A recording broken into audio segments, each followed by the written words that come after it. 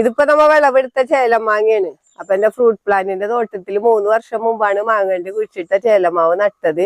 അത് ഈ വർഷം കായ്ച്ചിട്ടുണ്ടായിരുന്നു. അപ്പൊ നമ്മിപ്പോ ഇത് വിളവെടുത്തതാണ്. അപ്പൊ 5-6 മാങ്ങയൊക്കെ പഴുത്തിട്ട് വീണ് പോയിട്ടുണ്ടായിരുന്നു. അപ്പൊ നമ്മ ഇതേപോലെ മൂപ്പെത്തുമ്പോ പറിച്ചു വെക്കുകയാണെങ്കിലാണ് നല്ലത്. എന്നുവെച്ചാൽ ഇത് വെയിറ്റ് കൂടിയ മാങ്ങ കാരണം പഴുക്കുമ്പോ നിലത്ത് വീണ് കഴിഞ്ഞാല് കേടുവരുമല്ലോ. അപ്പൊ നമ്മിപ്പോ ഇത് വിളവെടുക്കണ്ട. നല്ല ഫ്ലഷ് ഒക്കെ കൂടിയ മാങ്ങയാണ്. മാങ്ങണ്ടിയൊക്കെ ഭയങ്കര കുറവാണ്. കേടൊന്നും ഇല്ലാത്തൊരു മാങ്ങയാണ്. നമ്മുടെ വീട്ടിൽ വെച്ച് പിടിപ്പിക്കാൻ പറ്റിയ ഒരു മാവിന്റെ ഇനം തന്നെയാണ്. അപ്പൊ നമ്മ മാങ്ങണ്ടിയൊക്കെ കുഴിച്ച് ഇടണ മാങ്ങയാണെങ്കിൽ ഏറ്റവും നല്ലതാണ്. ഒരുപാട് നാൾ നിൽക്കുകയും ചെയ്യും. കേടുകളൊക്കെ കുറവായിരിക്കും മാവിന്. നമ്മ ലെയർ ചെയ്ത തൈയൊന്നും പോലെയല്ല. അപ്പൊ ഇതേപോലുള്ള നാടൻ മാവിനങ്ങളൊക്കെ കിട്ടുകയാണെങ്കിൽ ചില മാവൊക്കെ എല്ലാവരും വീട്ടിൽ വെച്ച് പിടിപ്പിക്കണം.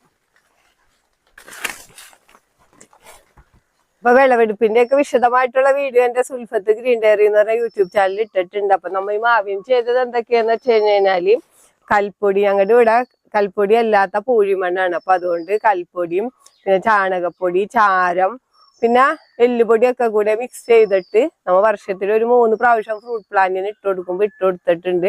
പിന്നെ വേനൽക്കാലത്ത് നനച്ചും കൊടുക്കാറുണ്ട്. വേറെ പ്രത്യേകിച്ച് ഒരു പരിചരണങ്ങളൊന്നും കൊടുത്തിട്ടില്ല.